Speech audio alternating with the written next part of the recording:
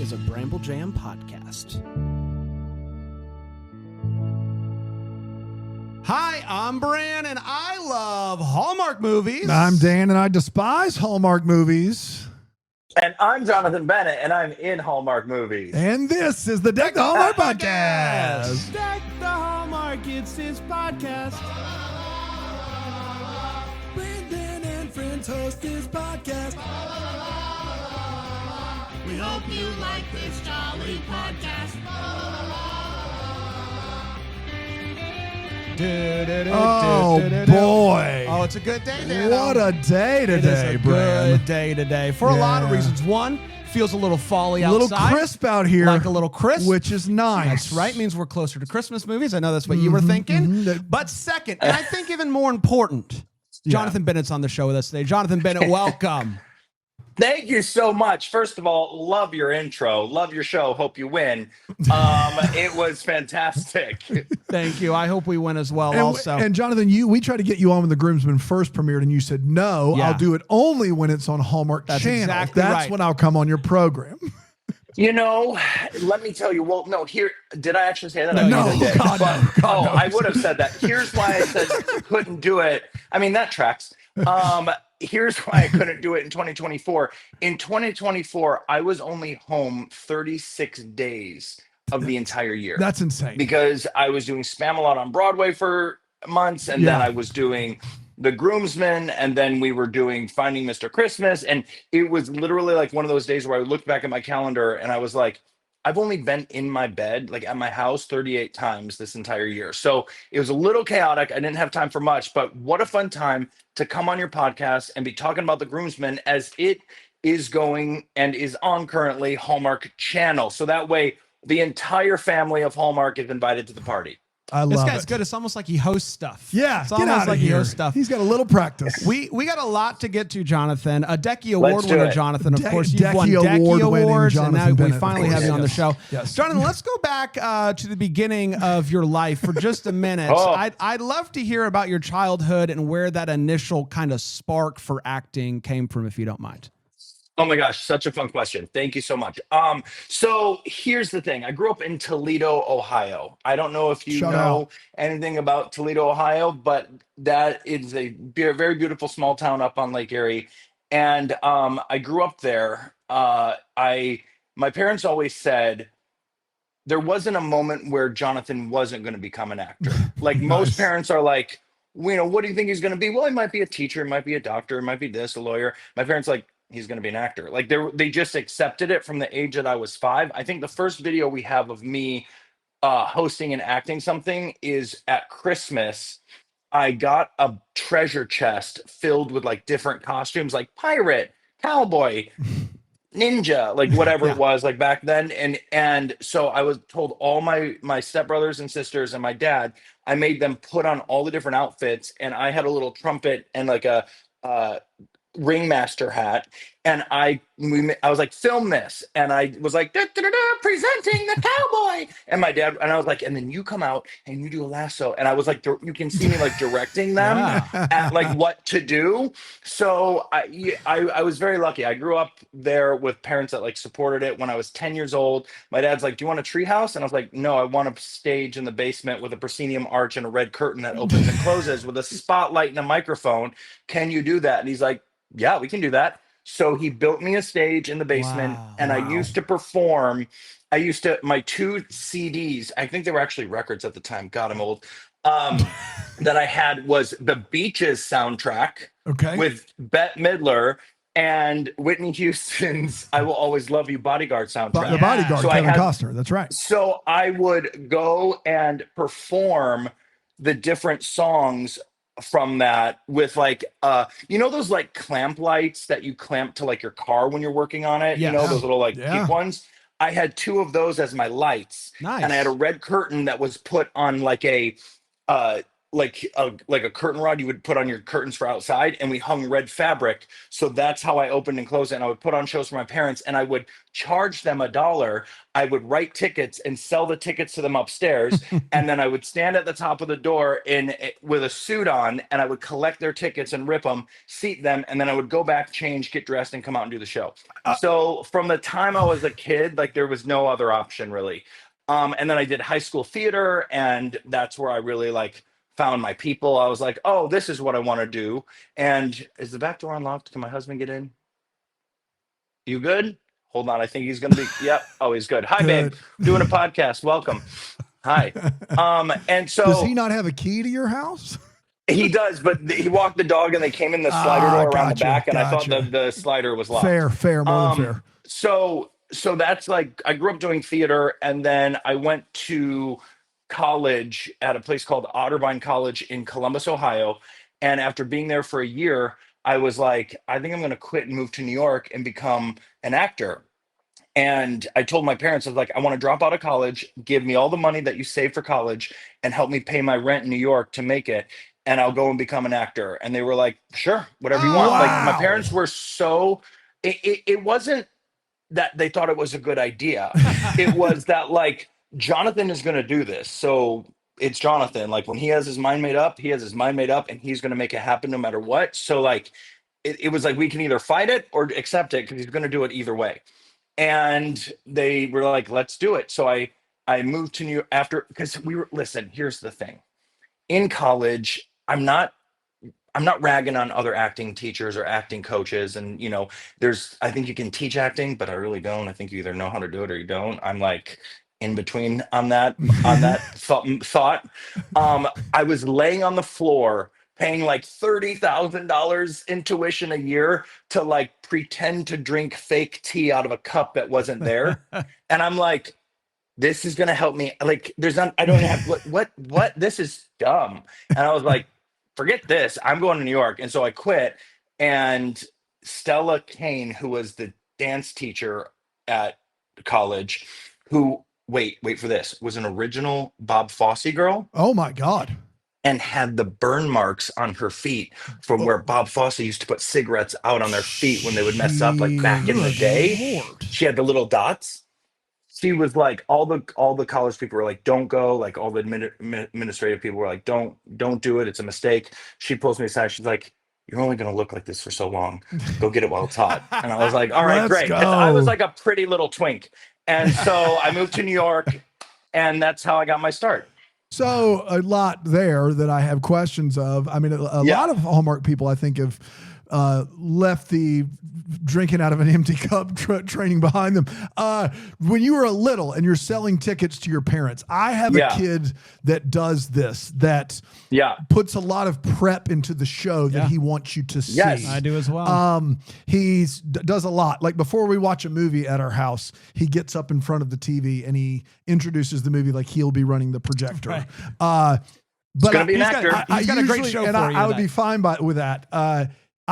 Usually there's a lot more prep work on that side of it than on the show itself, which tends to be made up as it's happening. Right. So he does all of the prep work and really grinds. And then the show itself is like a whose line is it anyway situation. Did you have that done too when you were doing this with your parents? By the time they came down with their ticket that they had paid you money for, had you been prepping for a show too? Or were you just kind of you don't think I didn't choreograph the full Rockin' Robin, I did that full choreographed dance with my best friend Nick Warchel, where we stole my dad's like bolo hats and wore like matching pajama pants. And Nick is like a soccer player, like this total jock, but he was my best friend. I'm like, oh, here's what we're doing, Nick. And he's like, okay, sure. Okay. And to this day, and I remember because Nick was like my ride or die in like elementary school and high school. And he was really popular and really good looking and really cool. And he was kind of like my bully protector. He was like Nick, because Nick was very like a valedictorian. So he was like a cool kid in school. So he was like my protector. So yes, when I choreographed with him and I would set it up, but it sounds like your kid might be a really great producer. If he's not into the performance as much as he is like the idea of it, he might be a great producer. He's making shot lists Like Yeah, there he's you go. creating sets. He's going to be a director. He's crushing it. So there you go. There you go. Yeah. So you get to New York, and then Yeah. what do you do? I mean, you got like a It's semester the of fake stupidest story drinking? in the world. Go No, tell me it's the stupid story. Okay, so I spent my college years in New York City. This is 2000, 2001, 2002. Okay. And I had just turned 19 or just turned 20, one of the two. Moved to New York. There was a modeling agent that I found in Columbus, Ohio by my college who said, if you move to New York, you can live in our model house. And if you live in our model house, we'll send you on auditions and go-sees for modeling. And you can live for $500 a month, everything included, food, everything. I'm like, that's a good deal. So, and that $500 was different amount of money back then. So it was a really good deal. I took him up on it. My mom drove me to New York City through the night. We show up at this guy's house in Rahway, New Jersey. I open the door and I walk in, and there are 10 other guys that are Abercrombie and Fitch models, Men's Health fitness models. Like, it was like the best looking people I'd ever seen. And I walked in, I was like, hi, I'm Jonathan. And they're like, oh, you're the actor. Yeah, you're on the third floor. Go get your stuff. So I walk up to the third floor. I have this like little bed. I stay in this house. I go on auditions. Here's the thing. As I'm riding the train from Rahway, New Jersey to New York City, Penn Station, I'm going through my headshots. And I had done a bunch of modeling the first like 4 or 5 months that I lived there. Yeah. I had done like Cosmopolitan. Like, I was a pretty little Twinkie boy. And I booked a bunch of modeling work, was working a lot. And there was a agent from Innovative Artists who was on the train while I was going through my headshots. And it was like literally the Hollywood movie moment. He's like, are you an actor? I was like, yeah. He's like, let me see your headshot. He's like, cool. Here's my card. Come into our office. I want you to read for me. And I was like, okay. He's like, do you have an agent? I'm like, no. He's like, come on in. So I go to Innovative Artists like 2 days later. They give me an audition to read. I read it. He goes, hold on 1 second. He goes and gets some other people, brings them in, and is like, do that again. And I did it again. And they were like, we would like to sign you. And they literally hand me a contract and they like fill it out. They're like, sign this. And I sign the contract. And I'm like, okay, now what? They go, well, now we send you on auditions. And I was like, okay. So then I literally had no clue. Like, I knew I wanted to be an actor, but I didn't know what to do. They sent me on an audition like 3 weeks later for All My Children. Yeah. Now here's the rub.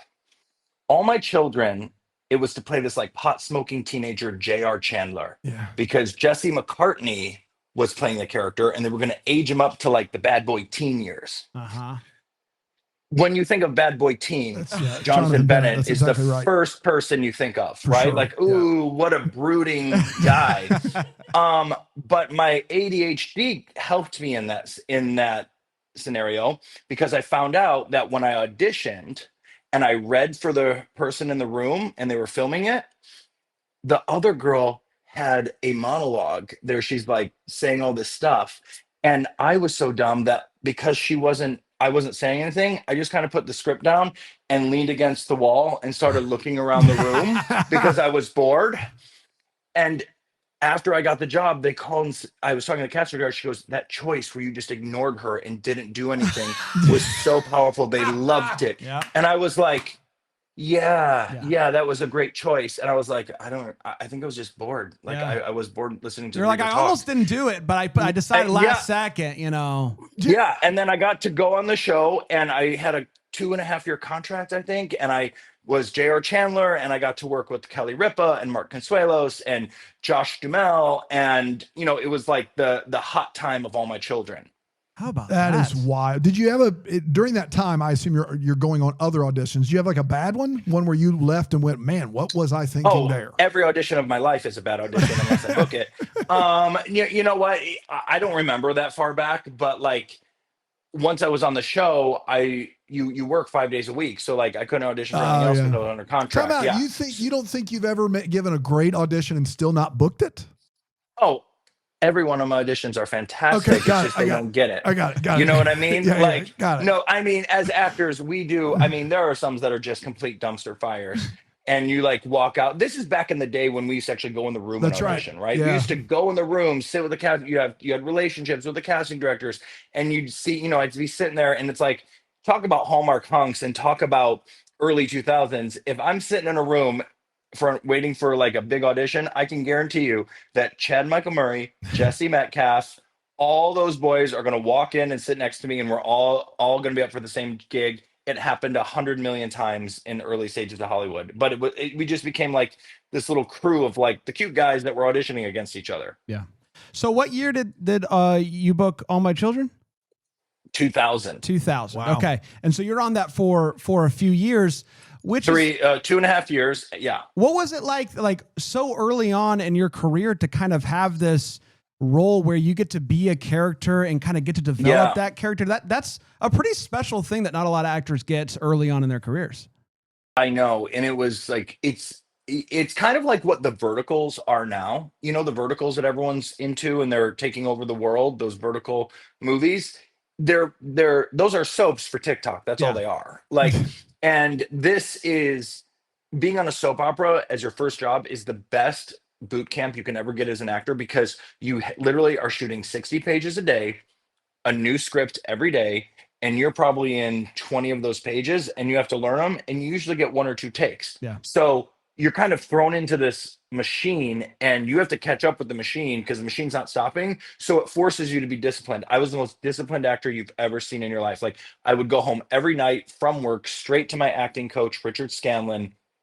He was like a private coach. I would run the next day stuff with him. We'd make notes. I'd learn it. I'd go home, go to bed, wake up, go to the gym, read my audition or my scenes on the treadmill, go straight to work, walk past The View. It was when The View was taping at All My Children's Studios. It was the best because like we'd be filming there and they'd be like, hey, Justin Timberlake is on The View today. You guys want to come over? And we'd all sneak through because we had like between the 2 stages, there was like a hallway in the back that was off limits except to people that work there. So we would sneak through the hallway and like watch any of the good like people coming on the show and like watching the wings. Fantastic. So yeah, that was like it was boot camp, and you're able to take direction and become a really good actor from being on a soap. Like, it teaches you so much. Yeah. So you get Mean Girls, which I know you've talked about a bunch, and then you get Cheaper by the Dozen 2. And those two movies come out 1 year from each other. And we're talking like legends across the, Steve Martin, Bonnie Hunt, Rachel McAdams, Lindsay Lohan, Tina Fey. Like, do you have, I don't want to go Eugene Levy. Oh my God. Eugene Levy. So, and I have several questions about you playing Bo Duke, Locked and Loaded. So we'll get there in a second. But we'll get there. At this point, do you have maybe a Steve Martin, Eugene Levy, Bonnie Hunt story that oh my God. I would like just something I've always just wanted to see Steve Martin live, like in general. Like, so here's the thing with Cheaper by the Dozen. Yeah, I was fortunate enough to book Aaron Samuels and Mean Girls. And that was like my first big break because after the show, I moved to LA. And then they probably see you and say, we want you for Cheaper by the Dozen too, right? Isn't that how that works? So, yes. So then Adam Shankman was casting, was the director of Cheaper by the Dozen too. And he had seen Mean Girls and was like, oh, we should use Jonathan Bennett for Piper's new husband. And so I had to go in an audition, and I remember reading for him and all the producers, and it was a really, really fun room. But I didn't think I booked it when I left. I was like, I don't think this is me. I think we're going to give it to someone else. And sure enough, they called and booked it, and I got to go to Toronto. We shot it in Toronto, and we shot that movie, I think, for 4.5 months. We would shoot 1 page a day. Oh my God.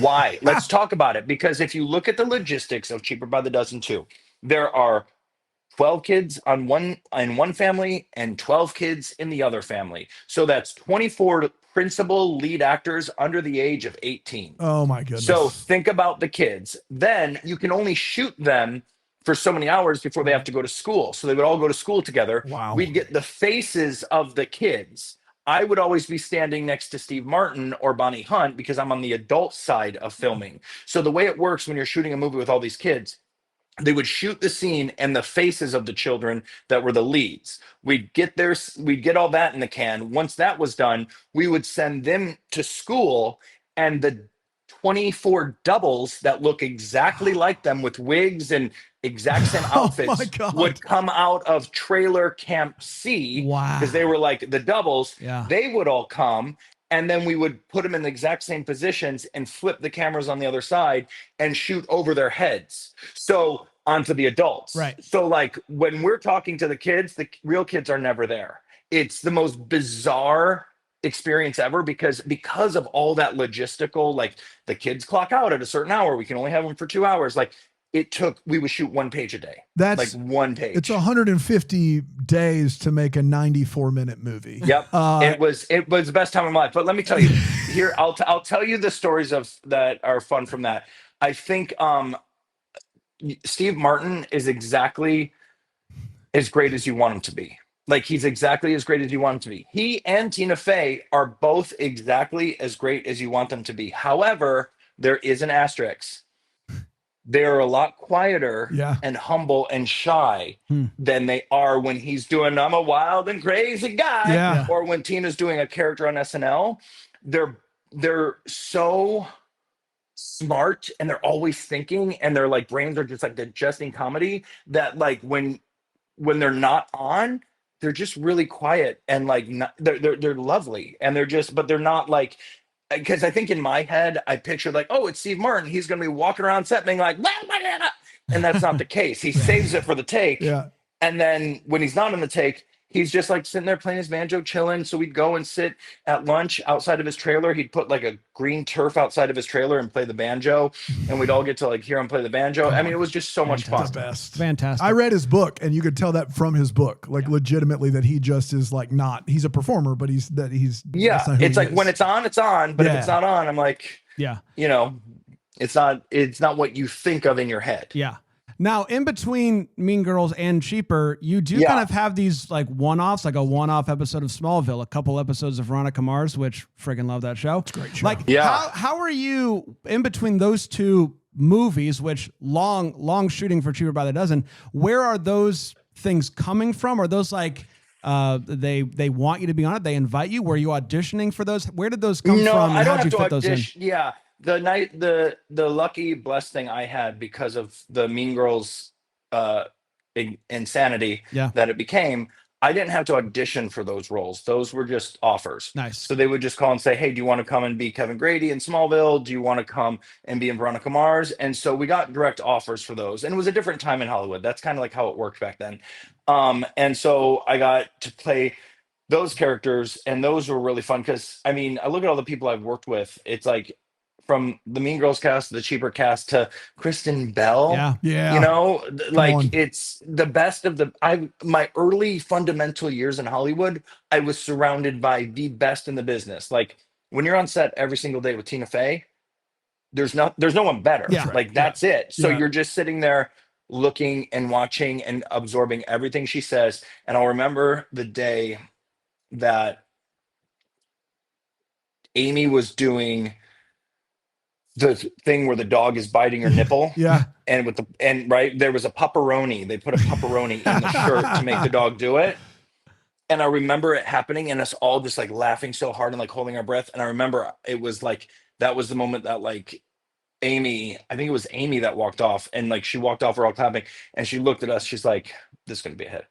That's and it great. was like, that was the moment where we're like, whoa. But we didn't know that it was going to be good until we saw the first screening. And when we first saw the first screening, we were mixed. We were like, either people are going to love this or this is going to be the campiest movie that people hate and have ever seen. Like we were mixed in the theater, because there was a really funny moment where like when you watch the movie, Rachel McAdams is so good. So good. Like so good. And by the way, she had just come from filming The Notebook, but like we didn't know what The Notebook was. So she was like, oh yeah, I was doing this movie with like Nicholas Sparks and this guy Ryan, and like, you know, it was a fun movie. It was like a love story. And we're like, oh yeah, cool. Like not paying attention to it because how could we know? Right.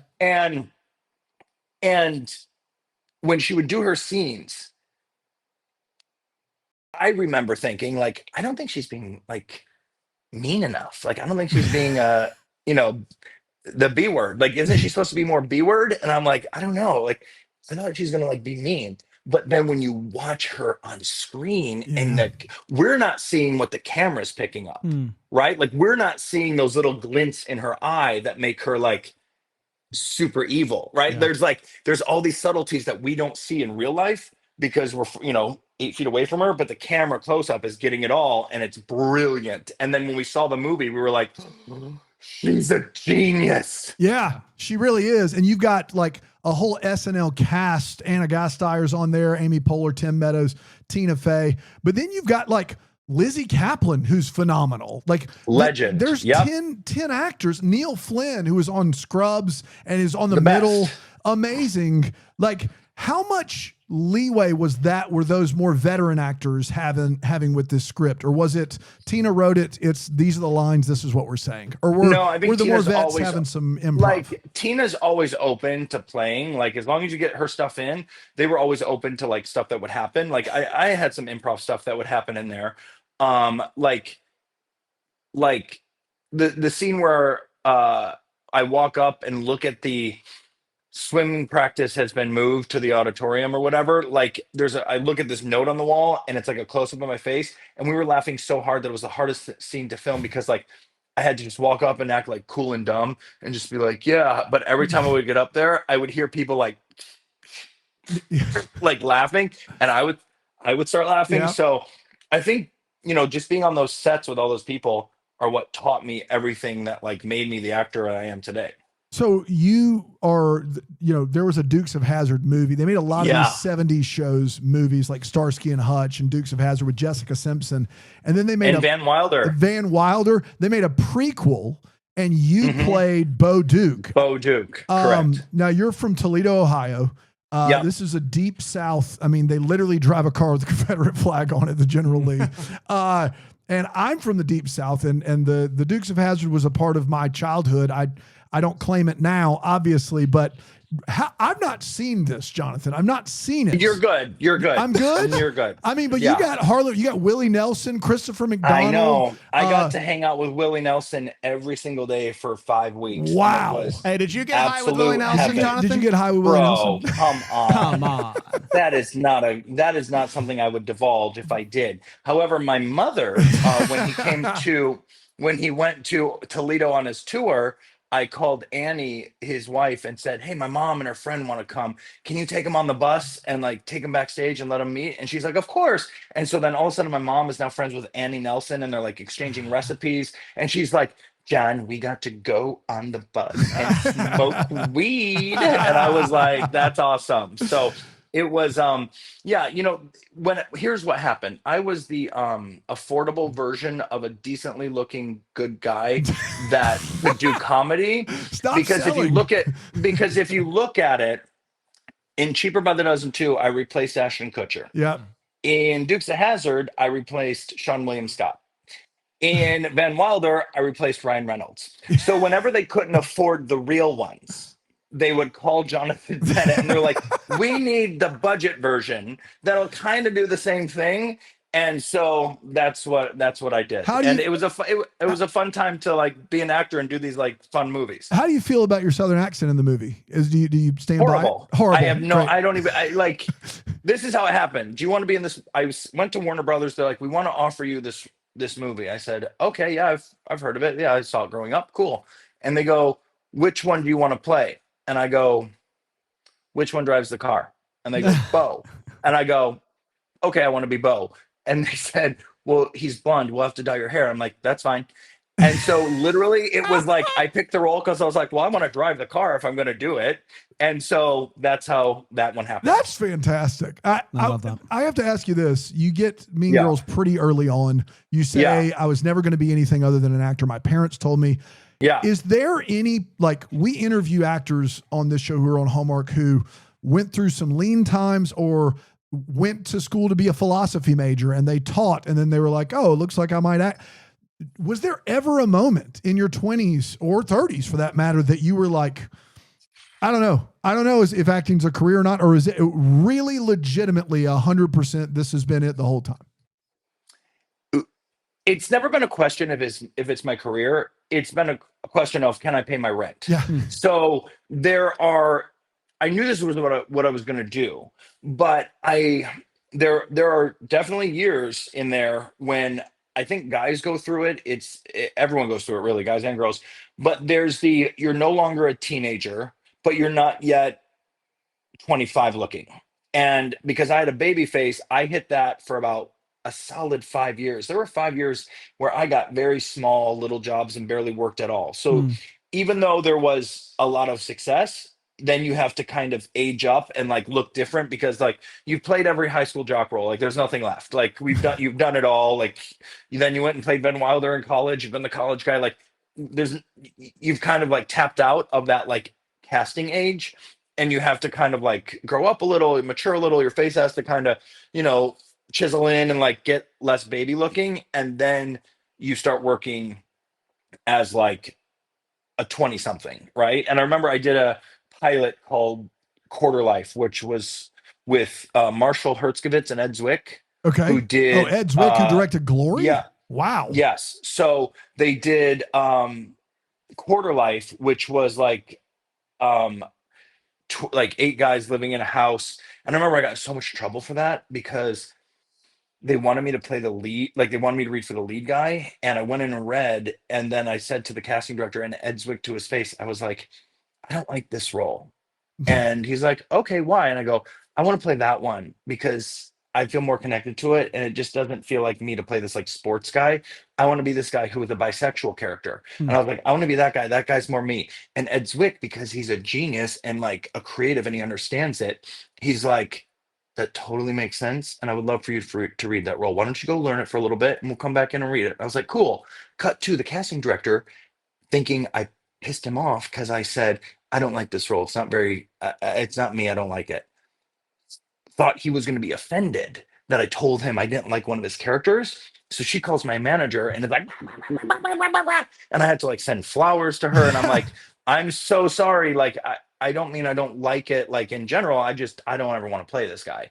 And so it was this huge drama, but then I ended up booking it. So we did this pilot and never got picked up. But yeah, there's definitely been times where I have second guessed, can I pay my rent with this? And then it's right when you want to quit is when you always get something.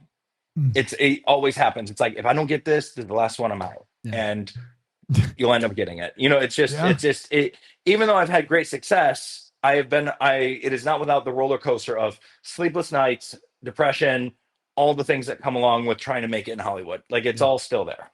Is the first Hallmark movie that you are in, is that Elevator Girl? It is, with Lacey Chabert. Right, but you're not the lead fella in that. No, I was like the best friend of Ryan McNamara. What's his name? Ryan. What's his name, Aaron?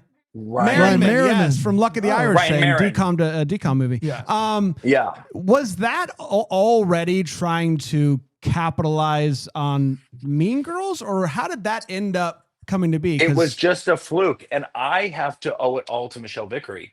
Michelle Vickery is who's now back at Hallmark. She's the back, one, baby. She's back. That mom's home. She's the best. It's she saw my tape for that role and she was like, oh, he's funny, I get him. And she pushed to get me cast in that. So I owe it all to her. She was the one that brought me to the network. She's like, oh, I get him. He's the guy from Mean Girls, but he's like quirky and like does this thing. Great. I like it. She like saw it and got it. We have to go back to Mean Girls real quick because I have to ask you this. Sure. You said, I want to talk Hallmark, but it just dawned on me with this, like they bring you back in. It happens to be a Lacey movie.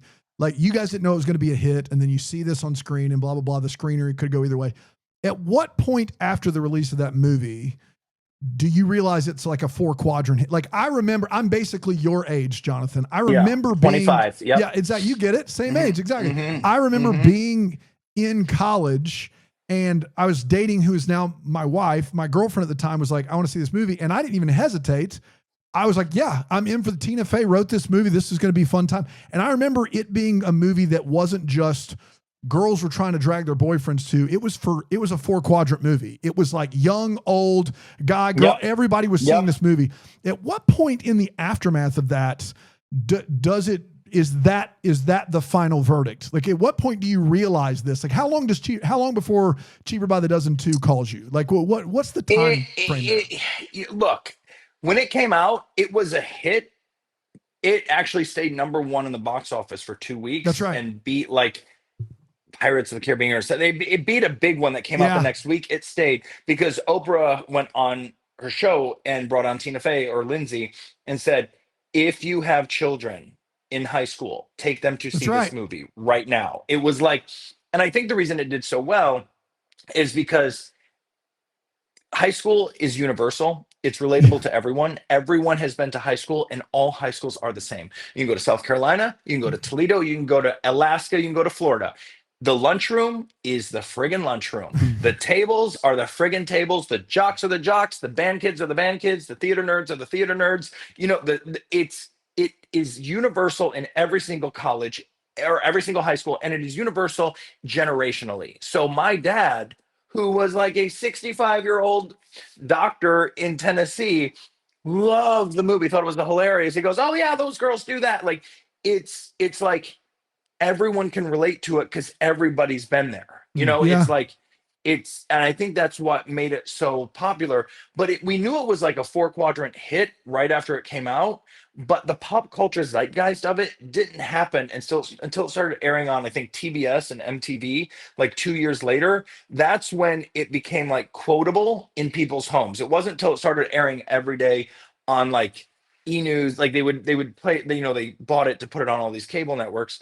And when it started playing in people's homes every day and they got the DVDs, that it wasn't like it was immediate success, but it wasn't pop culture until people were able to watch it at home. And once they were able to watch it at home, they started watching it 1, 2, 3, 4, 5, 6, 20 times. Like they just keep watching it because it doesn't get boring and they love quoting it. So it was a few years later that it became pop culture. All right. And when's the remake happening? The #2, the Freakier Friday of Mean Girls. Come on, Meaner Girls. The whole, I mean, as far as I know, the whole cast is into doing it. They did the musical version, right? Yeah, which was great a couple years ago.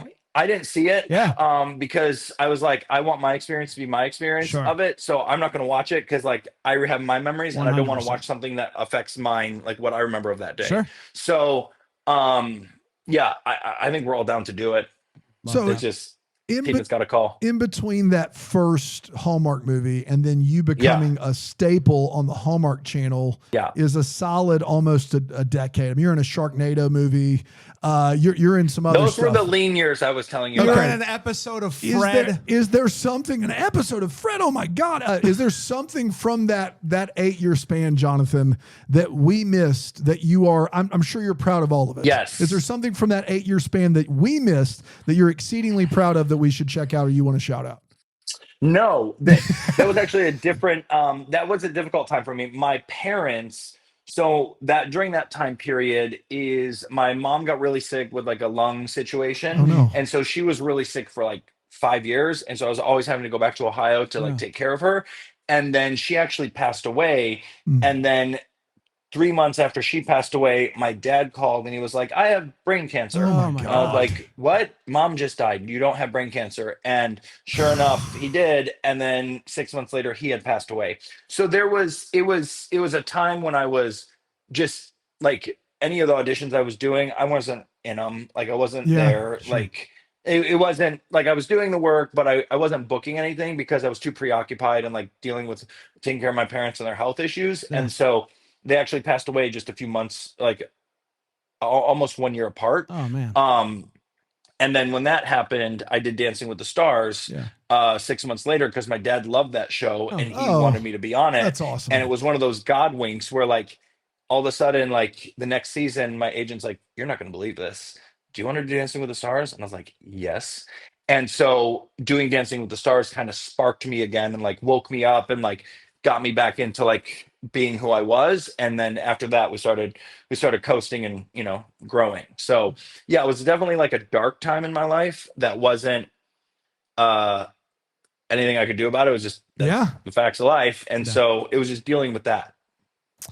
So Hallmark really begins to take off, kind of become its Yeah. own thing. 2014, 2015, it really kind of becomes a phenomenon. And then you get back onto the network. I believe Christmas Made to Order was potentially the first one that really kind of began your time with them. At that time, 2018, what were your thoughts on the network? Like, what was your kind of I didn't view know of much it? about it. Like I knew, oh, Hallmark movies, cool, and I just didn't know the pop culture zeitgeist, and I don't think it had the pop culture zeitgeist just yet. Then it was it was in its infancy stages, which is good. So I did Christmas Made to Order, and with Alexa Penavega, had a blast doing it, and Michelle Vickery again was like the leader of that, and so it was. I didn't know what I was doing. I was just like, yeah, I want to do a Hallmark movie. That sounds fun. And I need a gig and I need money. So let's go do it. And I did it. And I fell in love with the attitude on set, the culture on set, the kindness and the way the movies like span and what they do. Like I just fell in love with the culture of it. And it was so much fun. Jonathan, we started the show in 2018. And when we started it, we talked about how just same everyone looks, sounds, and acts on Hallmark in the movies that we watch. And we called for a number of different reasons, and for a lot of the co-hosts of this show, to widen that net. Like that was something that we pushed, and then we know we were a very small voice, and then a lot of other people started pushing for it. In the year of 2020, in COVID, we had Wedding Every Weekend, which is a Julie Sherman Wolfe movie that featured the first same-sex kiss. Then we have The Christmas House, where you were a part of really the first same-sex storyline on the Hallmark Channel. I also talked to Tyler Hynes a month ago in Dahlonega, Georgia, where not only did he sing your praises for just nonstop, and I have a couple questions about the Groomsmen, but talked about how much you were really at the forefront of pushing for this. I know how big of a deal this is because I got to be in this world for 3 or 4 years, and I know how big of a deal it is for you. I'd love to hear A, your version of this, B, how long it took, like how much fighting was involved, and C, any negative things you could say about Robert Buckley. We'd love to hear him here. Those 3 things. Guy sucks.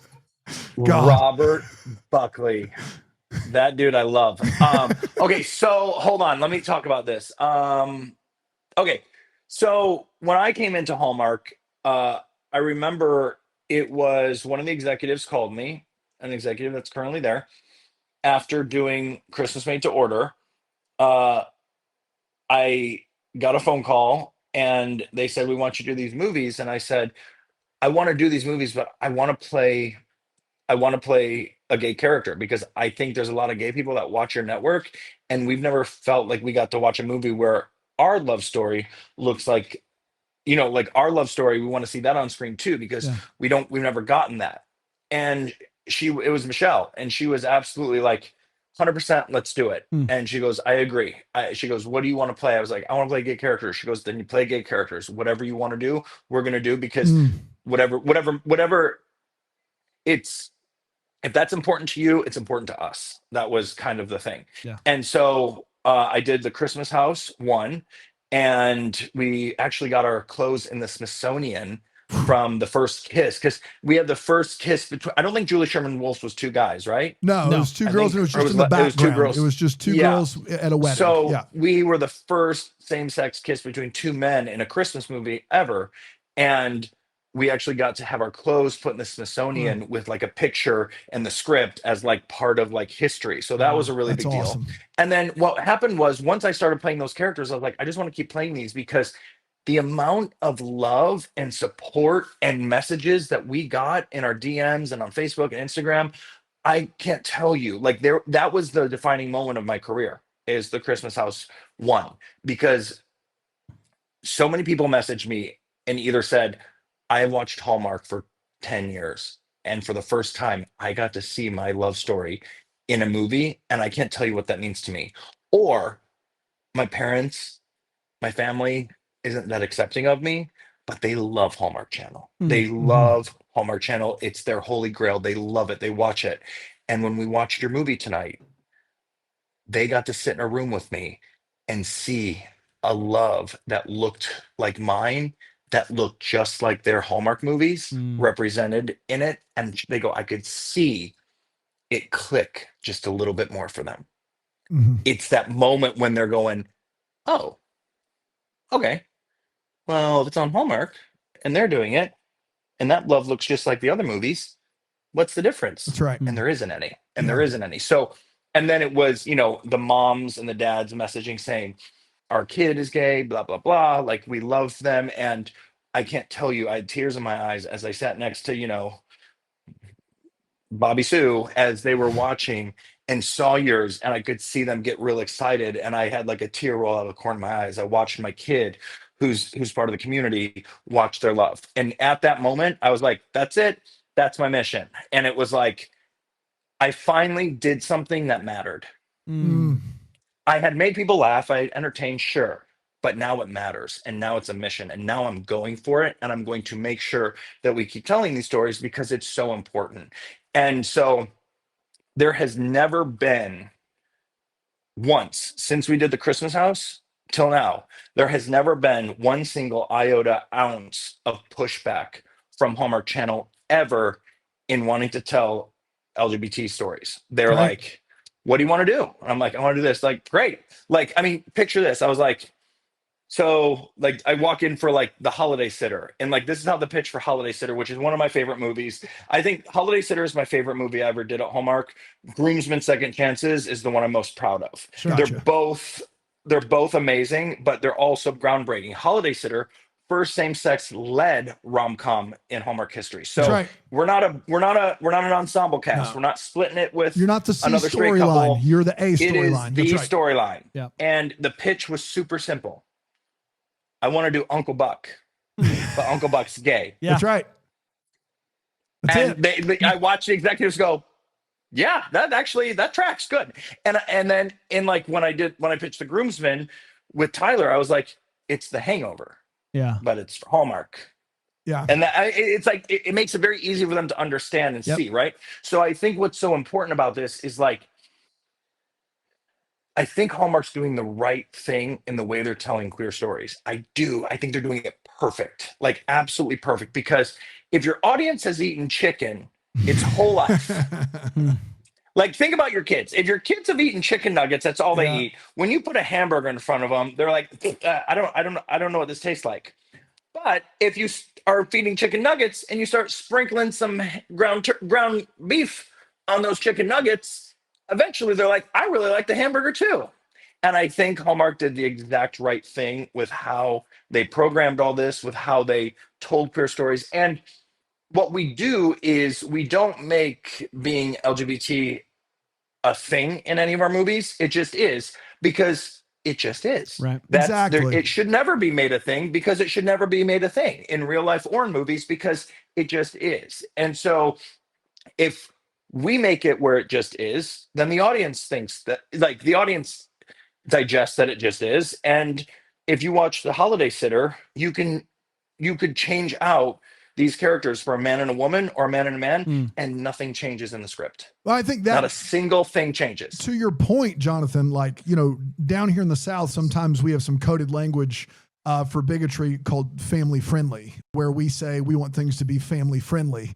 And it was, I don't know if this was on purpose, and I would love to just hear if it was. And if you don't want to answer it, totally fine. But Sure. this idea that somehow being who you are and how you were made is inherently not family friendly is so absurd. And to make the first lead, like the movie with the first lead gay couple about how family friendly this guy is and how family friendly he becomes. I thought it was so perfect, not only to ease people that have been watching Hallmark for 40, 50, 60 years. They've never seen it before. So you got to kind of, That's right. You have to use like gloves, you know, like Yeah. velvet gloves. But was Like, there here's how we're a gonna do very pointed, like, hey, this is not just about romance. Love is love. Romance is the same, but this is also about family friendly. Was that Yes, a big part of that? It was important to see the uncle with the kids Yeah.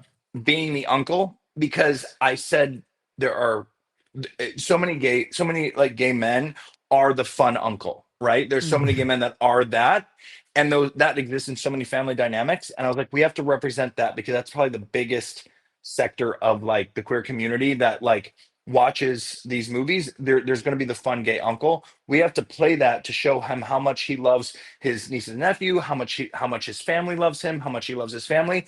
It's a very universal story. Yeah. It's very universal. Exactly. And because everyone might not have, like, you know, I don't want to say majority. There's a lot of people that do have a gay person in their family who's probably the fun uncle, and that will help tell that story. Yeah. In between Christmas House 2 and Holiday Sitter, we do have Wedding of a Lifetime. And I think for us, right, we see these two movies come out, and then we see Wedding of a Lifetime, and you're doing this movie with Brooke Dorsey. And it was before the Holiday Sitter got announced. We're like, well, I guess Hallmark tried and they're done. Like, what's going on there? First of all, movie is so funny. Brand loves that movie. I freaking love that movie. Thank you. I created that one. Tell us about that movie and how it kind of fit in with all really the other fun things because you're I working think on. I think it's important to play. For me, it's important to play all different types of characters. So I'll play straight characters on Hallmark. I'll play gay characters on Hallmark, just like Luke McFarlane plays both. Yeah. You know, we can play both. And for Wedding of a Lifetime, that was the first time, and I remember all the calls that were they were excited, and they were like, you know what?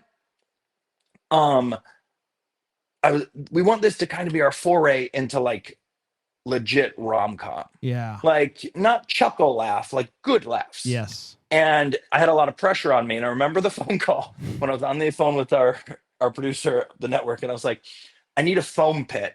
And they're like, what?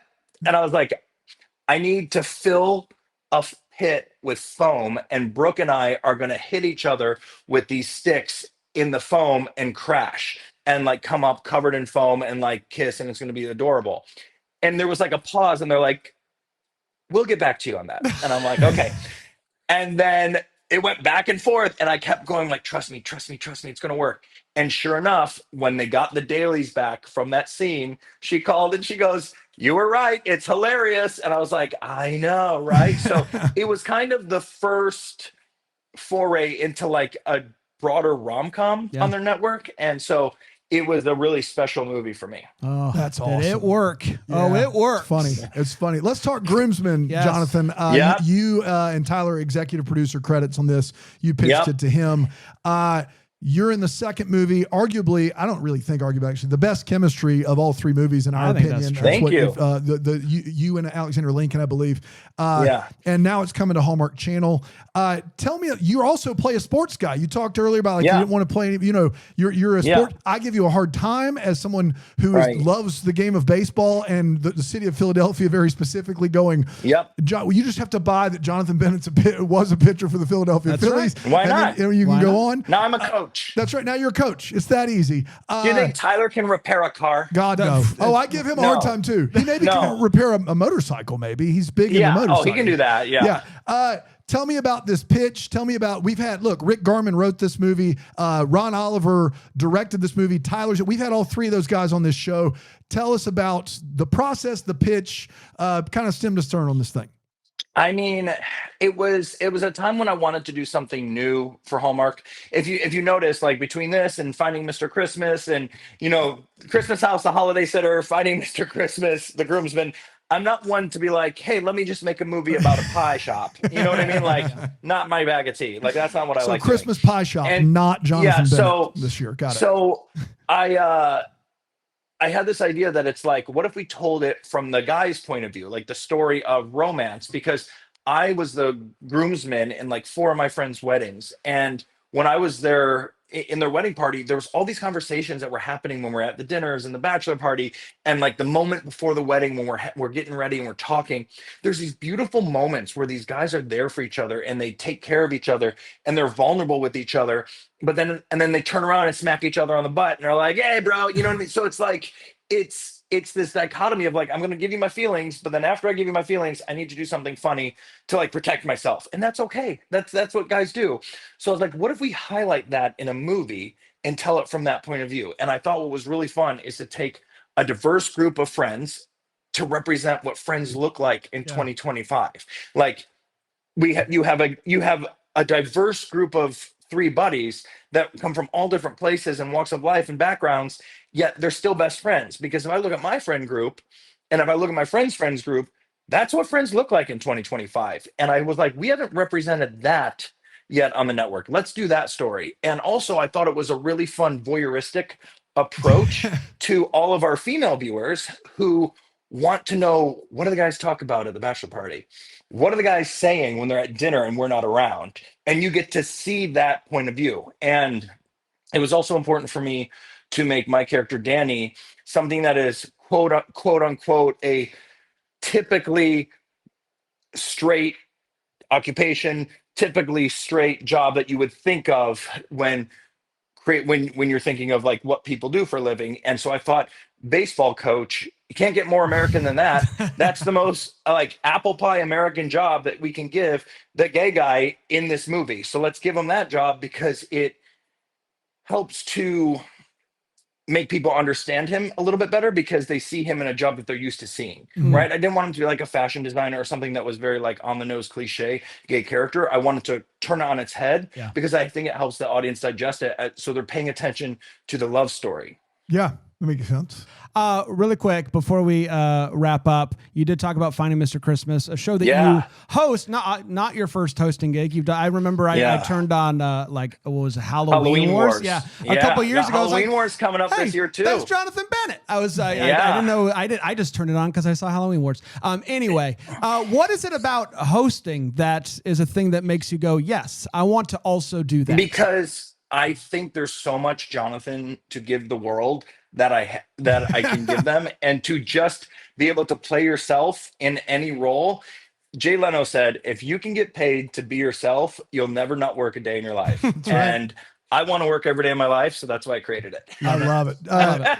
Jonathan, one more Groomsmen question, and if we need to take this out, we can. Tyler told me in Dahlonega, and if I'm speaking out of turn, it's totally fine. We can go ahead. Tyler said, I worked, Jonathan was really driving the boat on this thing, and I worked with him, and Tyler said he wanted your movie to be last.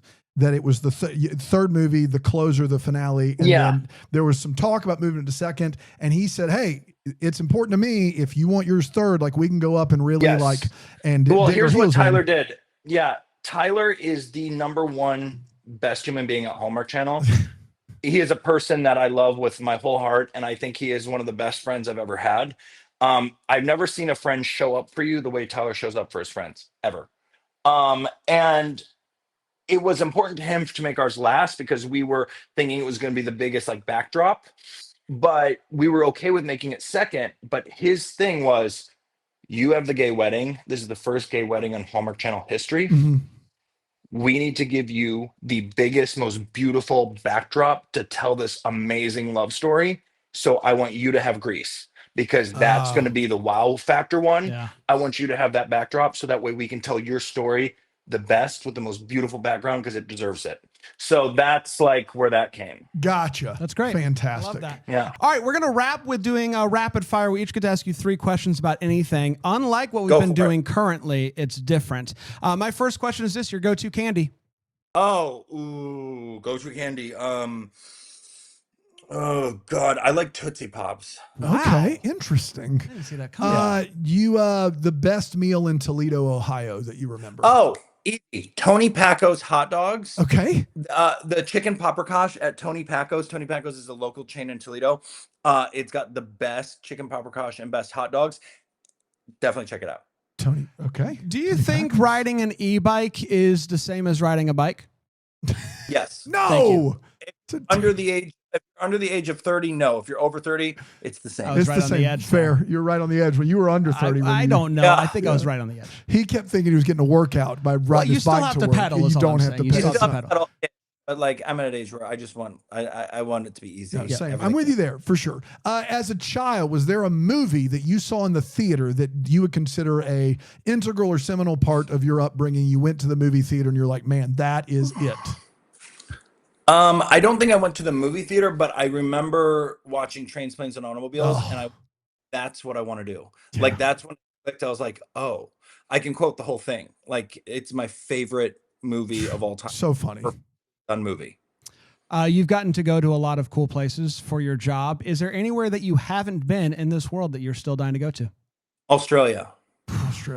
Does Ron Oliver really wear a suit and tie every day to direct a movie? Does drink a martini at 5:30, no matter if we're shooting or not. Every day. It's fantastic. It's literally like, martini time. And like, you'll see like it's great. If you didn't start the day till noon and you got to go till midnight, he's like, it's 5:30 somewhere and it's right here. 5:30. It always happens. I love that. Jonathan, you're a national treasure, sir. We hope you make movies on Hallmark for years and years to come. Thank you. Every time we have somebody on, we try to give some money to a charity and spotlight a charity. Tell us about the charity you brought to us this week.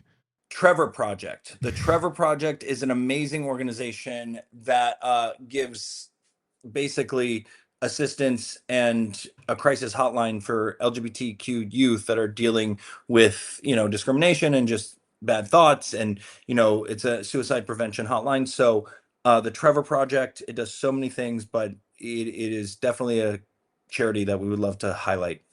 No better time than right now for that. Yeah. For sure, Jonathan, we're going to give. We hope you give listening wherever you're listening. Jonathan, can't thank you enough, sir. Thanks so much for joining us. We really appreciate it. Thank you. Check out the Groomsmen over the next couple weeks, and we'll be back next time with another one. Until then, maybe the first to wish you a Merry Christmas. Deck the Hallmarks, the Bramble Jam podcast is produced in, that Greenville at the Bramble Jam Podcast Network Studios. For more information on how you can get Deck the Hallmark ad-free, you can go to bramblejamplus.com. To find video, audio, and much, much more, go to deckthehallmark.com.